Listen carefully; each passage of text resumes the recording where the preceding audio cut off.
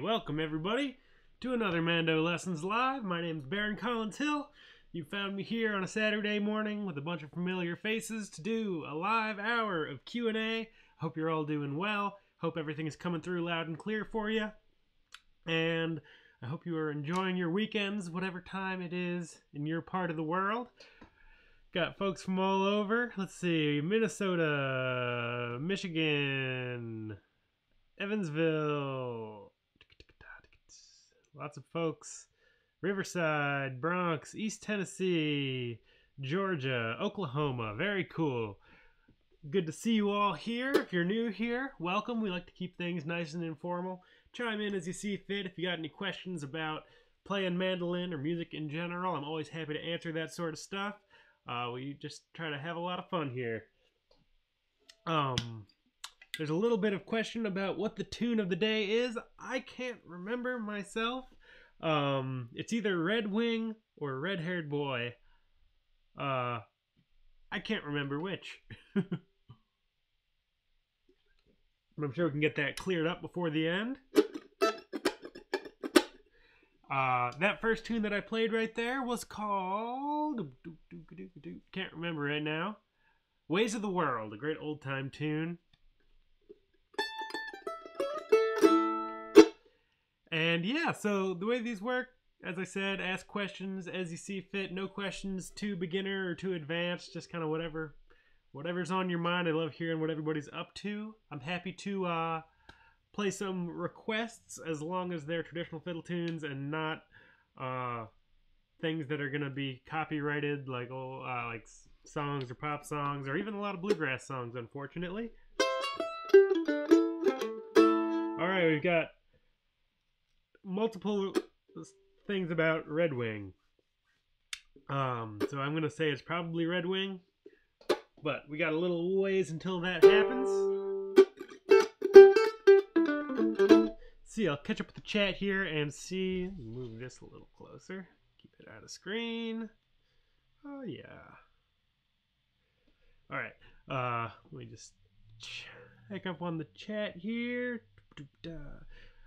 AC Mullane says Redhead Boy is a very similar tune to an Irish tune called The Jolly Beggar Man. Yes, it is. Very similar. There's also a minor version that Norman Blake plays, and probably other people, called... I'm blanking on it.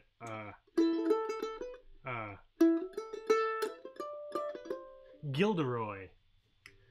I don't know if that's a Norman tune or if it's just a tune that he played, but it's very cool, just kind of a minor version. Thank you so much, Uncle Bobby, right off the bat with the Super Chat donation. I really appreciate any number of ways that donations come in for this site and help me put out new lessons every week and do these live streams. You can, as Uncle Bobby just did, send along a Super Chat through the YouTube system. You can also do PayPal donations. There's links in the description. Or you can become a member on Patreon, where you get access to lessons a day early, free play-along track downloads, a little easier to keep in touch with each other rather than sorting through the lots of email that I get. We also do patron-only live streams that are a little more chill than this, when often I'm struggling to keep up with the chat. With the patron-only ones that I do once a month, you can really kind of get more in-depth with questions. So that's a great way to get in touch with me. But that said, everything will always be free. Maybe do both. Yeah, I could. That's in terms of Red Wing. Maybe we'll do Red-Haired Boy next week, and we can just have a little red series going. Christopher says, good to see you here, Christopher. Do you have a drill or exercise that could help with switching from picking single strings to double stops or even 3-string chords on the fly? I still struggle with that. Hey, Isaac. Good to see you here. Isaac's a great banjo player, good friend of mine. Glad to have you in the chat. Thanks for joining. So yeah, switching from single string to double stops or even 3-string. I think one thing, I'm kind of making this up on the fly, but one thing that I like to do in general with various kind of exercises like that, of kind of changing between a number of things, whether it's playing straight melody and then adding double stops, or playing straight melody and then creating some melodic variations or solos, is breaking it down by into like a measure or two at a time, or a phrase at a time. So I'll zoom into the closer screen here. And something you could do is, so let's take Red Wing, just because it's the tune that's on the top of my head.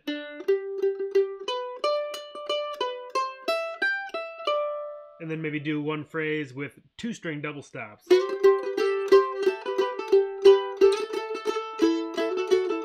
Back to 1-string.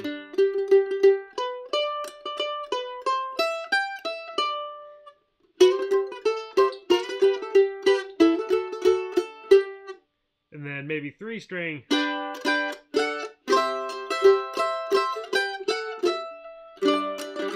1-string. 2 strings. 3.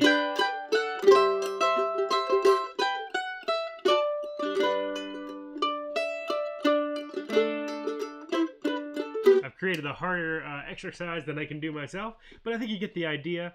Work at it. Try to do breaking it down into phrases, or you can even just go straight parts and really force yourself just to do what you're intending to do. So maybe with this exercise, I often do that sort of thing with melodic variations. So you'd have like...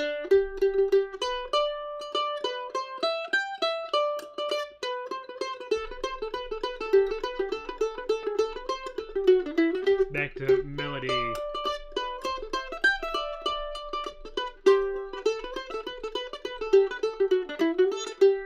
And so kind of going back between straight melody and improvisation, maybe, and so this is great, I get to think out loud here a little bit, maybe with doing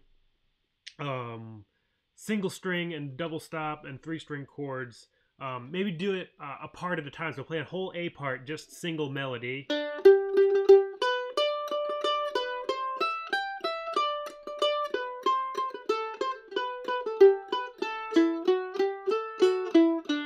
And then do one with all double stops.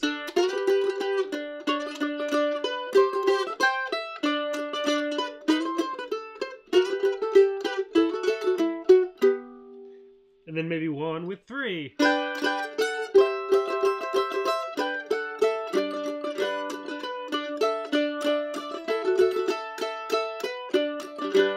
Maybe one with all 4.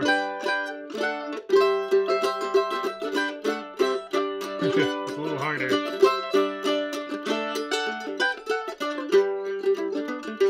You know, work on things like that, really forcing your, or go through the whole tune, with really forcing yourself to just do what you're practicing.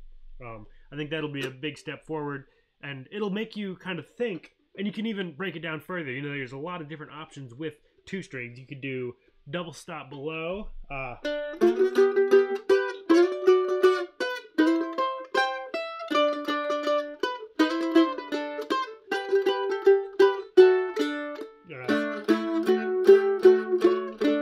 something like that. You could do double stop above.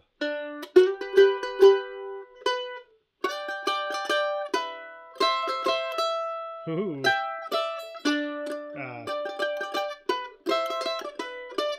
It's a little harder. That's a little harder for me. I should do something like that.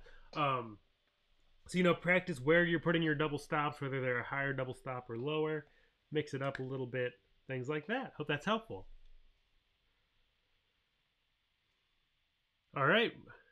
Jintu from India, thanks for joining us.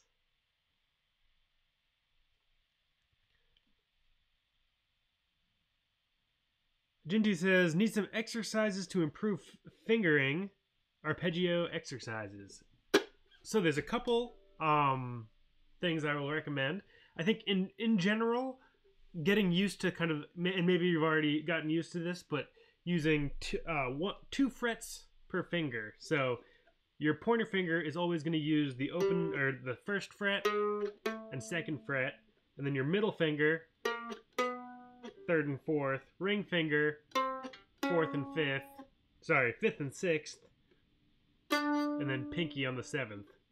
I might have mixed up those numbers there, but it generally looks like this. And then once you get to the 7th fret, that's the same as your next open string.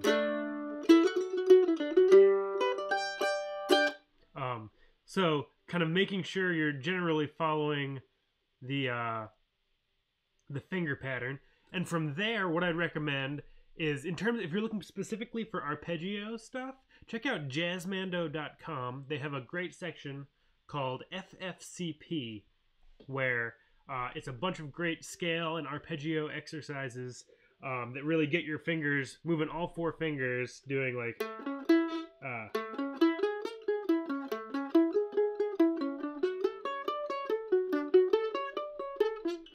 it's been a little while. Yeah, I can't do it anymore. But so FFCP is going to be a really helpful thing. Again, jazzmando.com.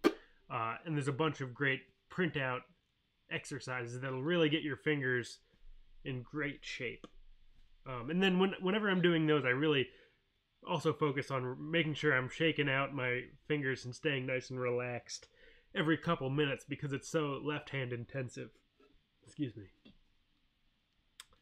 All right, let's see. Lewis says, I'm working on the Bill Monroe tune, My Sweet Blue-Eyed Darling. It's a great song. I think that's a Bill original. I could be wrong, but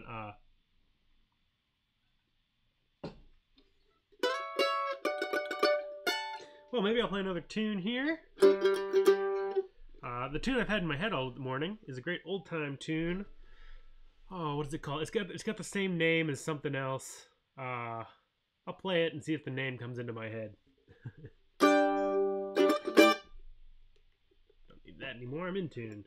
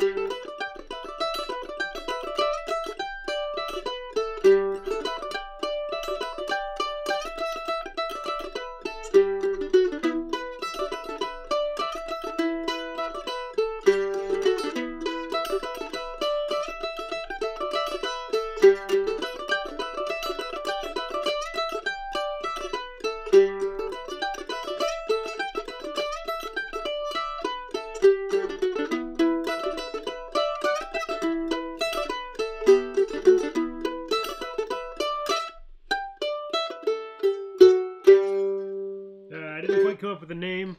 Isaac says it sounds a little bit like Josio. It does sound a little bit like Josio. I'm just gonna look it up here because it's now bugging me that I can't remember the name.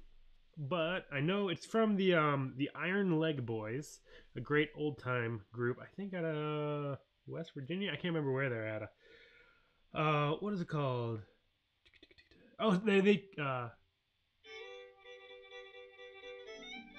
call it shortening bread. It's not like any shortening bread I've ever heard, but very cool tune. And that's been in my head all day. Oh, great! We got some more great fiddle tune requests coming in here. Let's see. Soldier's Joy. I can definitely play that.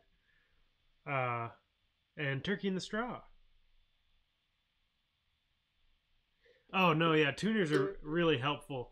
I mean, I think a combination of both. So, O'Reilly says, glad to see you're using a tuner. So many musicians around here tune by ear and makes me feel useless not to be able to do it myself.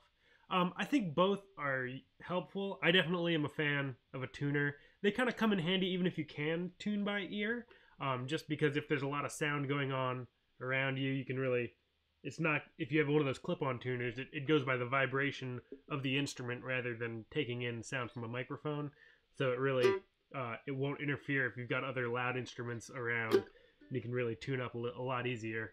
That said, I think it's also really helpful to you know, as you learn to play more, it's definitely a skill, just in the same way that, like, learning to play the instrument itself, or working on specific skills, or learning to restring the instrument. You know, there's a bunch of different things that are very helpful to learn to do, and I think as you practice it, you'll start to kind of hear those, like, when it doesn't sound in tune.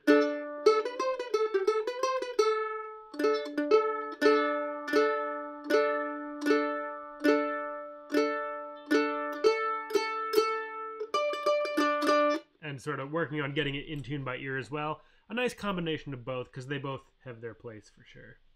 Because if you're really stuck on a tuner and your tuner battery dies, you're in a sticky situation. But yeah, I'll play some Turkey in the Straw.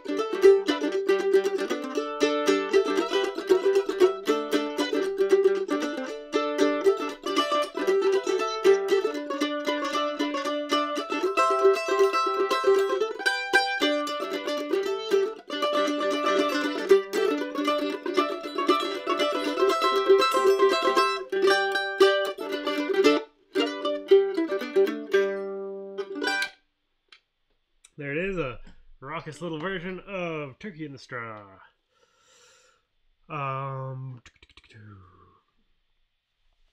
Catch up with the... Alright, all kinds of requests. I don't know if I'm going to be able to get through all these. Mountain Road is a great tune. I can never remember how that one starts off the top of my head.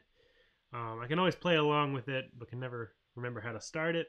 That one gets played at the Irish session that I play at quite a bit. Forked Deer, another great tune.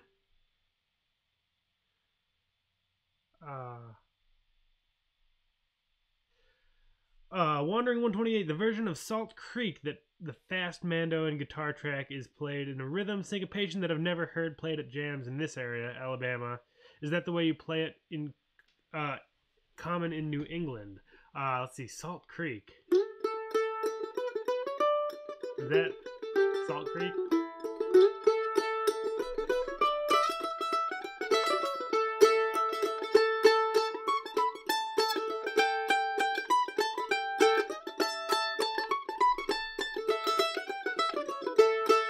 I think that's the way I play the B part.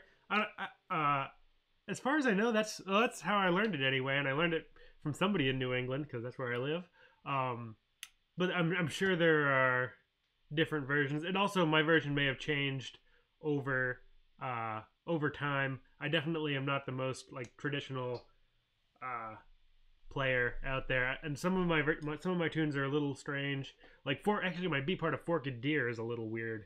I think that's probably why I don't think that's made it onto the website at this point, because I play a B part that nobody else plays. I don't know where it came from. I learned it somewhere, or I kind of made it up somehow in my head. But yeah, it's definitely something you'll find is people end up with different rhythms and syncopations and notes and parts and all kinds of stuff.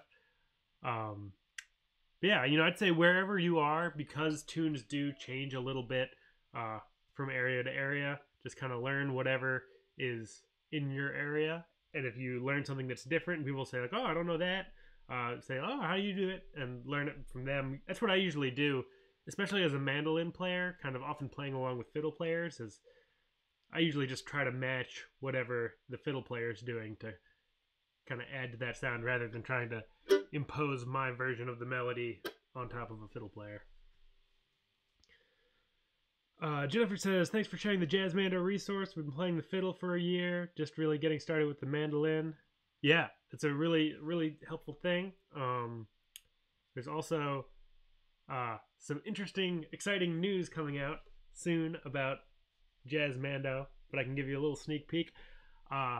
Ted, the fellow who put tons of time and effort and made a bunch of great information for Jazz Mando, is actually kind of retiring from running Jazz Mando, and I am taking over and gonna sort of get it running. It needs some kind of back-end web work, but thanks to donations to MandoLessons and through Patreon and stuff like that, I've got the funds to sort of do the maintenance on it at this point, and then kind of get it so it'll continue on for many more years to come. I'll probably add a little bit to it here and there and reorganize it, but mostly it's just going to be an archive of Ted's awesome content that have happened over the years. And the jazz section of my website is pretty lacking, so I'm excited to kind of meld the two together a little bit, but all of that information is going to stay there and hopefully just be a little easier to navigate through and a little more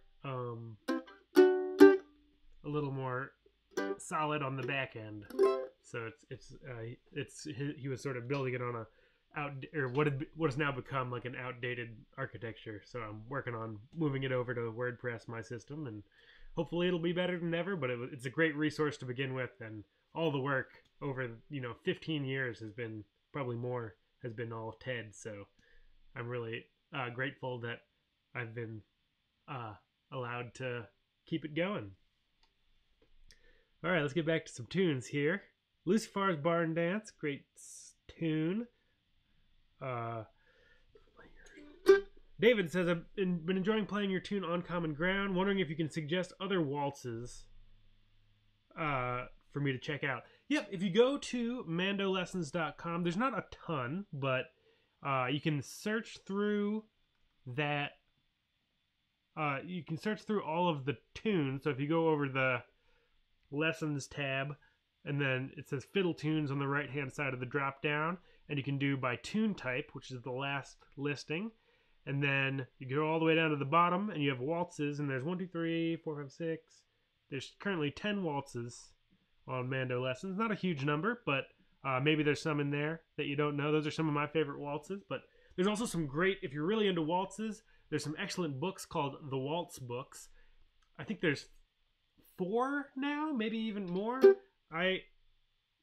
Maybe there's only 2. I don't know. When I first started playing, there were only 2, I think, or maybe there were 3. Yeah, I think there were 3, and now there's 4. And it's all waltzes, beautiful stuff. It's all in standard notation, but they're waltzes, so they're not quite as challenging to read. And it's a great way to get into learning to read standard notation, is learning slower tunes. But yeah, you can check those out. Forget the author or the person who compiles them, because they're written by. It's some traditional tunes, some modern tunes. But if you Google the Waltz book or the Waltz books, you'll find them. There's, I think, 4, maybe more now. But I start with the first. I think the first 3 are what are going to have the most common tunes. The 4th one is a little more recent, and people know less of the tunes out of that book at this point. But I could be wrong. I haven't looked through the 4th one.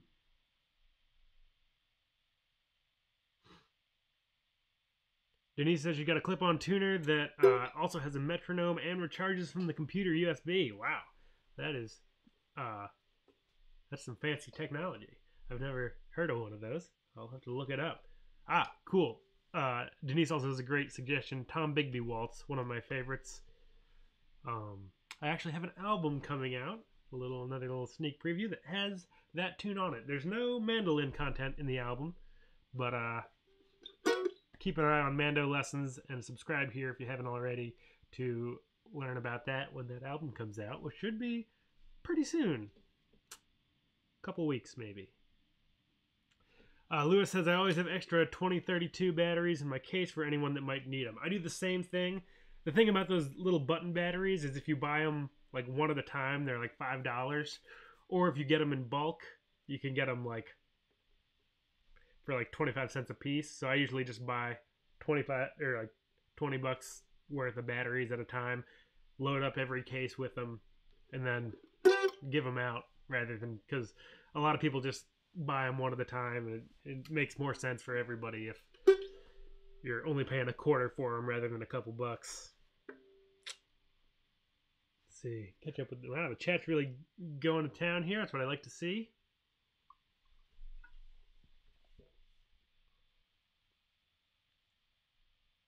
Yeah, do be careful with the batteries. Leslie says they're very poisonous, and if your dog eats one, it can be fatal.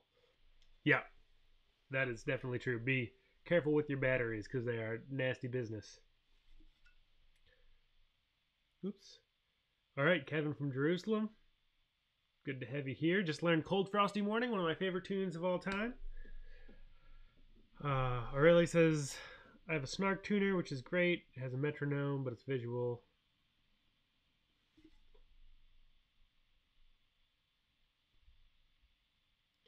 Oh, the mystery tune? Which mystery tune? Was it the... Is that the mystery? So, Mando Blast says, stuck figuring out the mystery tune. If it was that one, it was called... I've already forgotten the name again. Oh, I've got it right here, though. Shortening Bread. But a different, unrelated version of Shortening Bread, I think. But maybe that's not the tune you were talking about. If not, I'll try to help you figure it out, but I can't remember at this point. Things go by quick. AC says, I'd love to hear your take on a slow air. I talk a little bit about that in the, that I do a Londonderry air or Danny Boy. I do a version of that on my website, and I talk a little bit about how you can...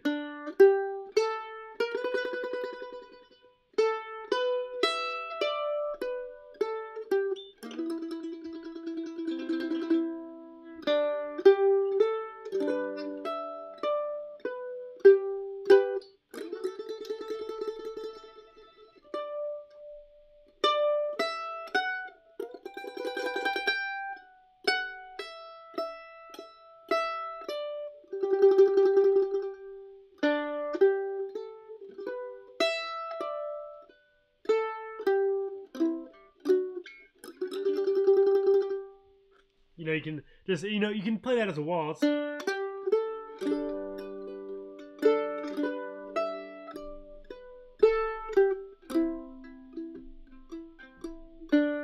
I guess it's not a waltz. You can sort of play it in straight time, or you can hold things out as you see fit and slow it down, and kind of, so that's kind of what a lot of airs do, is they kind of bend time a little bit to give some notes a little more oomph and kind of brush over some other notes.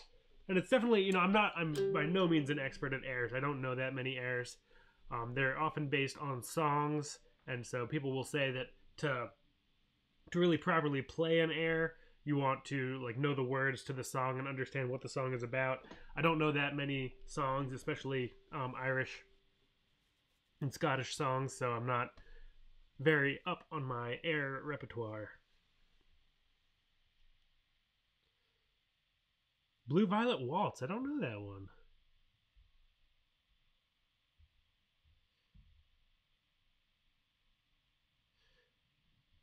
Thank you, Jennifer, for the kind words. I love, you know, I learned a lot of stuff. Jennifer was just saying, thanks for keeping all your information public and accessible. I'm happy to do that.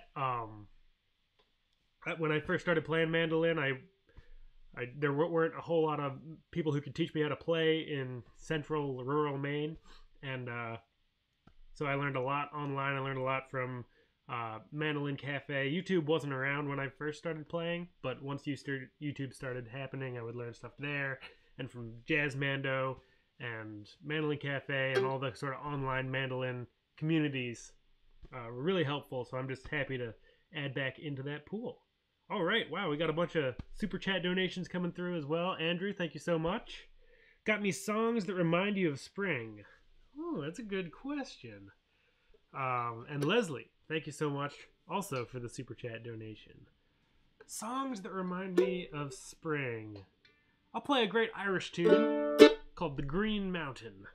All the mountains here, I guess probably the south side of the mountain at this point is starting to turn a little green. So I will play one of my favorite Irish tunes called The Green Mountain. I don't know if there's a lesson for this on the website or not. Maybe somebody can tell me before I've finished playing.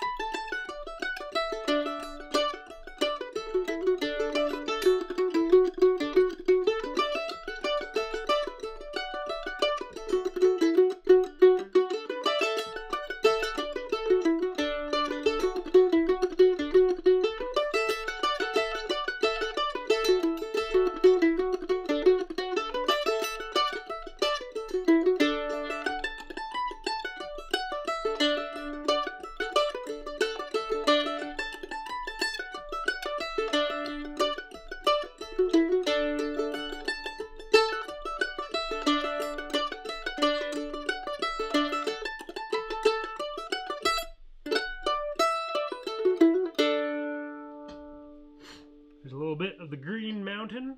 It's a very sprightly tune, very energetic. Gives me some energy every time I play it. Those triplets are always a little more than I can handle. I don't play it quite enough to really have those triplets down. There's a lot of those. I'll zoom back in.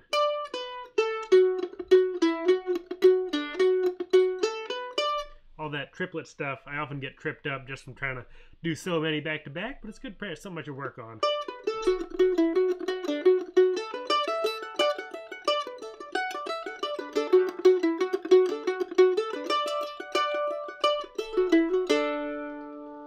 Tensing up a little bit with all those triplets, which means it's time to practice. But wow, thank you all so much. There's even more super chats coming through. Christopher and Tidies, really appreciate the support. As I said, helps me put out new lessons every week, keep the website up to date, things like that. Things like keeping Jazz Mando running, doing these live streams. So thank you so much. I really couldn't do it without all you, whether you donate or not, but the donations always help, and subscriptions, all that sort of stuff. Really, really appreciate it. All right, let's see. Got some great questions in here. Lando War says, what do you use to attach your strap at the front? I'm looking for something similar. I'll show you. So down here, just got it on the strap button. And here, the way this works, let's see if I can get this in camera right. So the fretboard is extended, is kind of raised over the body there, which some mandolins are and some aren't. But if it is, I just take a shoelace. I've got like a doubled up shoelace here. Goes around the instrument and just kind of hangs out back there. And it's a little better of a balancing point than putting it up here. Yes, a little better balanced for me. I used to, but that said, on other instruments that don't have the raised fretboard, I will just put it around the headstock. Some people will put a strap button around on the body. That's fine too if that's more your preference. Cool. Micah is here and working on Cindy. Thanks so much for joining us, and have fun with that too. It's a great tune that'll you'll keep running into for the rest of your life once you know it. It's a great song. Another first timer, Square Cara or Cara. Apologies if I'm pronouncing your name incorrectly. Just purchased a secondhand mandolin online. Thanks for the inspiration. Thanks so much for joining us. And happy picking. It's great to pick up a new instrument and have a new hobby. So keep up the good work, and you can only get better if you keep trying. Sheldon says, can you recommend a good mandolin strap that doesn't have a buckle? My hair gets tangled in mine once in a while. Yeah, so there's actually a link in the description to all of the gear that I use. It is an Amazon affiliate link, so at no cost to you if you purchase something through the links that I post. I get a small commission from Amazon. I'm not sponsored by any gear companies at this point.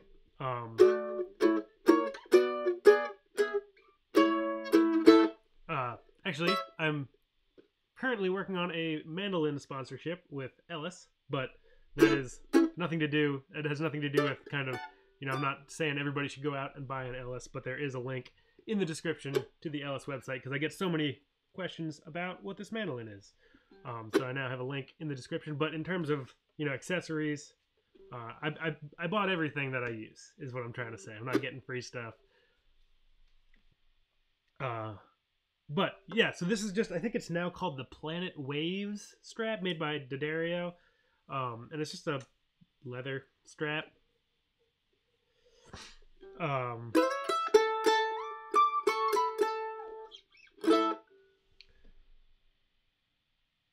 Yep, Lakota, there's a bunch of great strap makers. Lakota Leathers, I've heard good things about. I've never run into one myself, but they look beautiful. You know, this is not a fancy strap by any means. I'm sure I could definitely get an upgrade somewhere, but this is actually the same strap I've had on every instrument I've owned. This strap is now almost 20 years old, I guess. Is that possible? I mean, I started playing in the year 2000, and I think this is my first strap, so... I mean, this is... I don't even think you can read a name on it anymore, but it was... Whatever this strap was, it was before D'Addario or Planet Waves made them.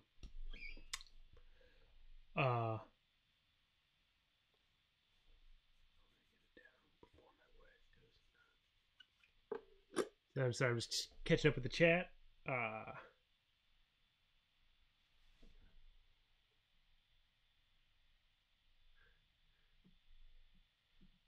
Yeah, cool. Awesome, good. Micah, I think you can definitely do it. You know, just don't be afraid of repetition too. You know, even if it means you gotta go in another room and practice.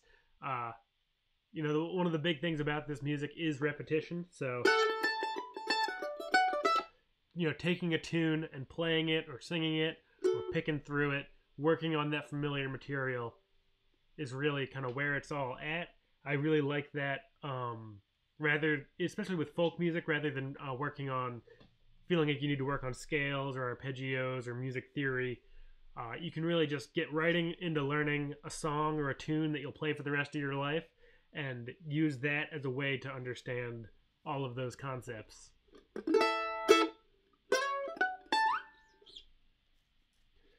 All right, let's see. KMC says, hey, from Pennsylvania, thanks for all your work. Could you do a squirrel hunter's lesson?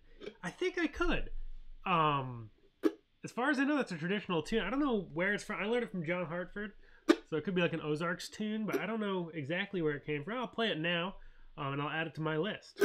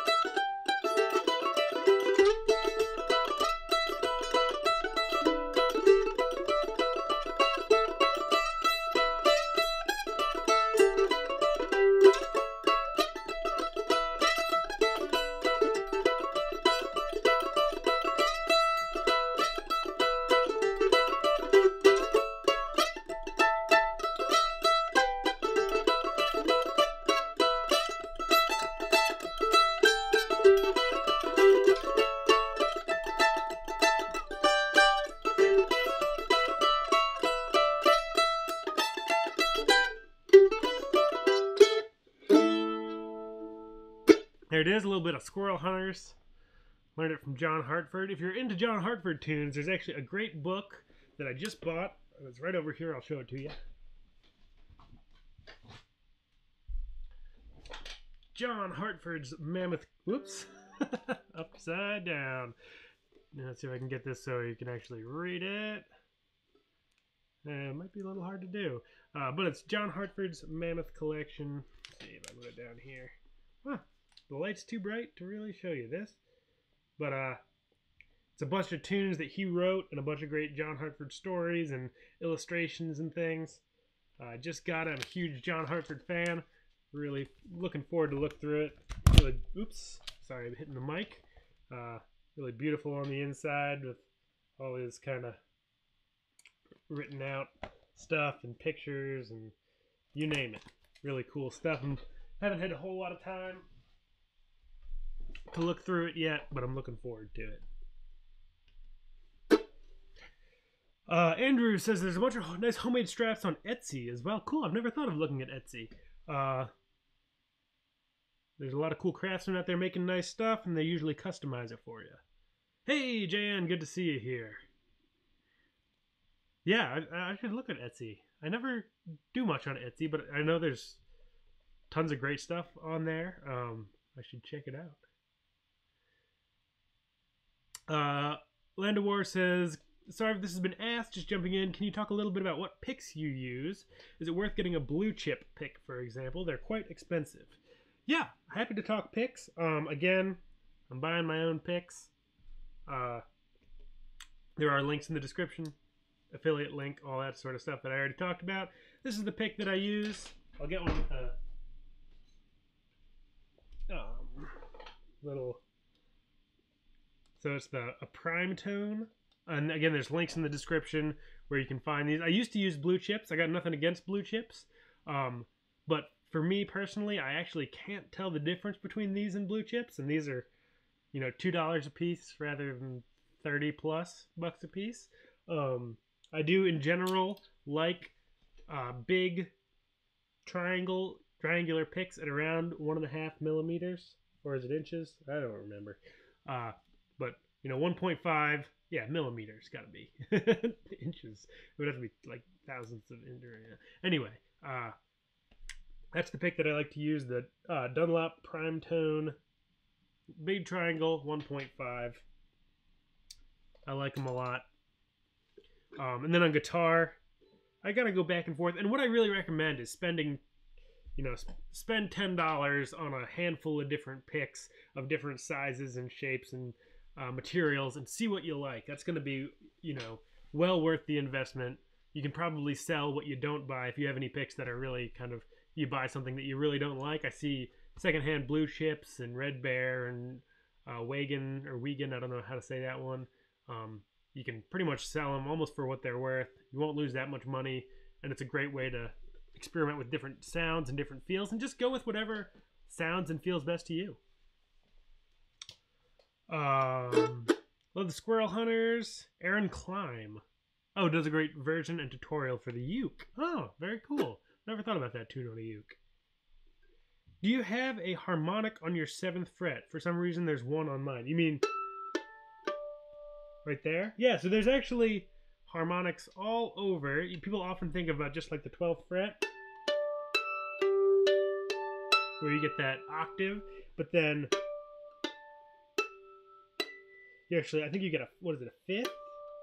Yeah, so on your G string on the 7th fret, you actually get a D note, A, E, B, and then you can get the same thing on the 5th, but that's an octave higher, so it's 2 octaves above on the 5th. They get harder and harder to really hit cleanly in here as you go up. You can also get one on the 4th.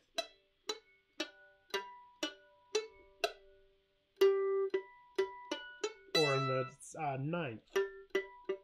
And actually, if you just kind of go up and down the string, you can sort of hear little mini harmonics.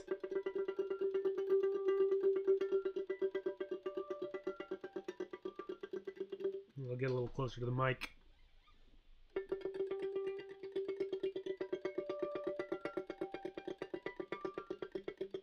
So maybe you can hear some of those. They're all over. It's kind of physics. It's the longer the scale length, like if you have an octave mandolin or a guitar, you can really get harmonics lots more places. Or if you have the sustain of a bow, you'll see fiddle players doing all kinds of harmonics that we can't get on the mandolin, just because they can use the sustain of the long bow stroke to really make things pop out.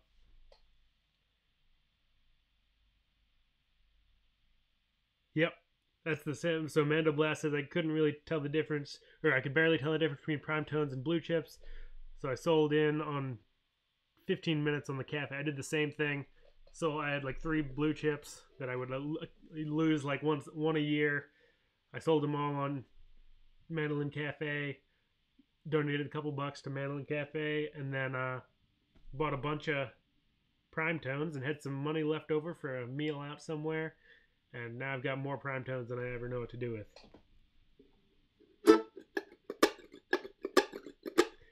Jay's got a great question. Did you get a chance to look at Yarmouth Reel? I still have not. Feel bad because you've been asking for a while, and I keep saying I'm going to do it, and it just slips. Shoot me an email, and this goes for anyone.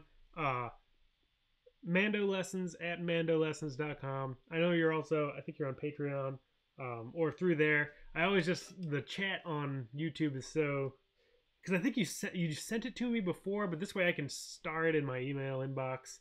MandoLessons@MandoLessons.com, and that'll be an easier way for me to remember and actually take a look at it, because I always forget here and it's out of my mind at this point, but that might be an easier way to get through to me. All right, we got a few minutes. Cool, excellent. It says will do. Let's jump on, what was it, Red Wing? Is that the tune for the day? I remember there was some discussion.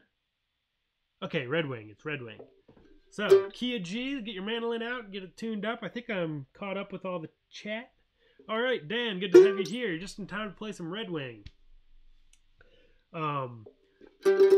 Key a G, get your mandolin out, get it nice and tuned up, and then we will play through this tune. If you don't know the tune, it's available over at MandoLessons.com. Free lesson, just like all the other ones.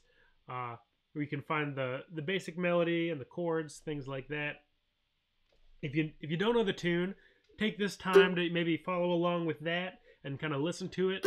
Or if you want to just go straight without any music, just listen to it here. See if you can pick up a note or two as you go. And if you do know the tune, this is a great time to work on getting some double stops into your playing, or adding in some improvisation or other ornaments, things like that. And yeah, just kind of have fun with it. We'll pass it back and forth. We'll start and I'll play the melody. You can back me up with some chords, and then we'll swap, so you play the melody while I play the chords. And we'll have fun with it. Dan's got a quick question. Where do you live? I live in Maine in the USA. New England. Uncle Bobby says he likes the 1.3 prime tones. Yeah, and I think this is a 1 millimeter that I use for guitar and mandola and oval hole mandolin. And yeah, there's, you know,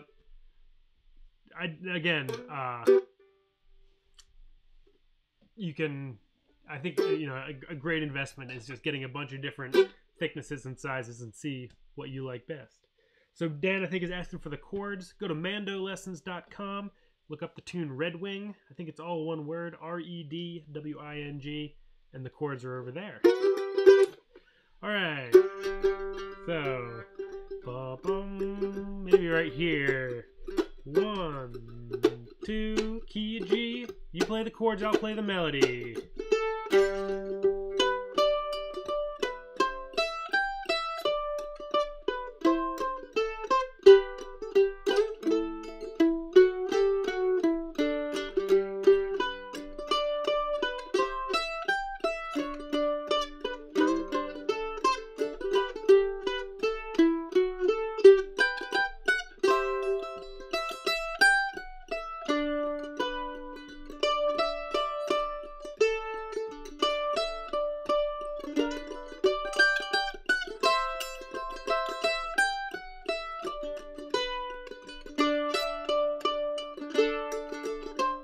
You play the melody. Here we go.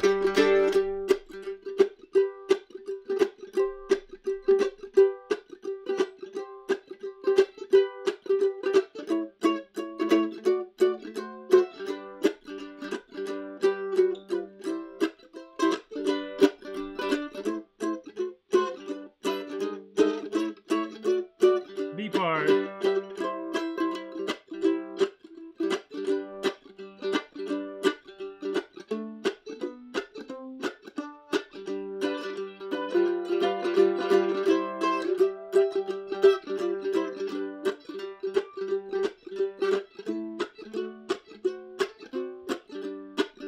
You play chords.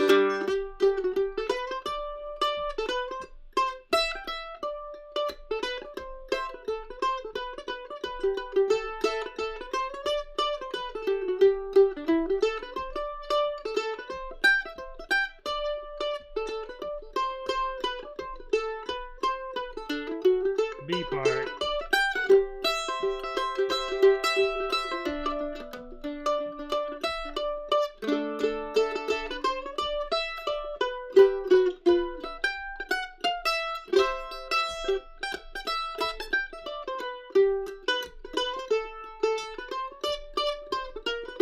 Take it.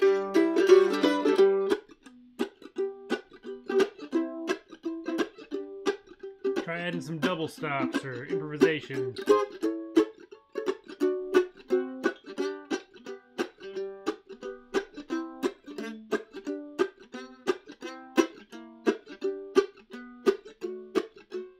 B part.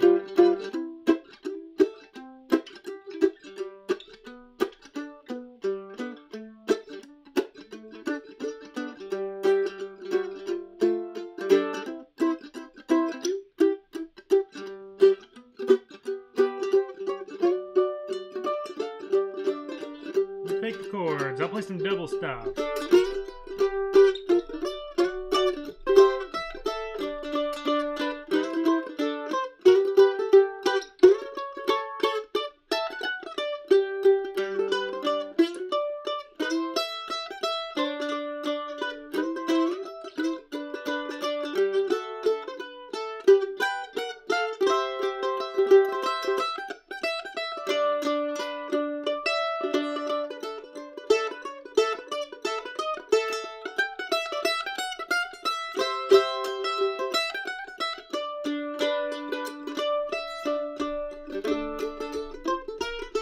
both play the melody. I'll play harmony, actually.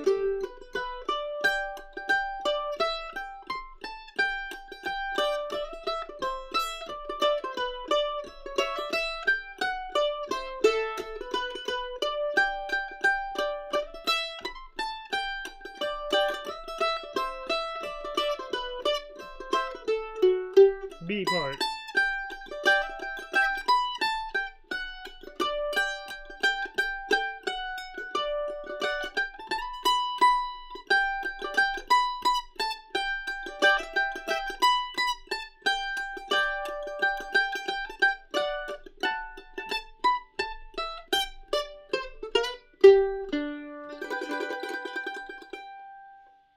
There we have it.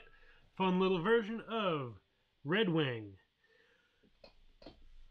Catch up with the chat. Always fun. I hope you enjoyed doing that.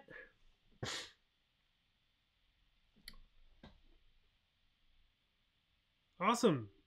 Joan from Barcelona. Great to have you here. Wandering says, great to see how you do the backup and chording. Yeah, I was a little bit all over the place that time on the backup. Kind of trying out a bunch of different things. And that's a fun thing to do. You know, you can do the straight kind of bluegrass chop. You can do more of a folk strum. You can do cross picking.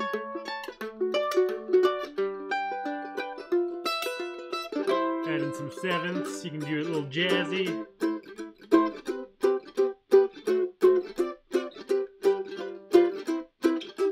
Do some chord movement.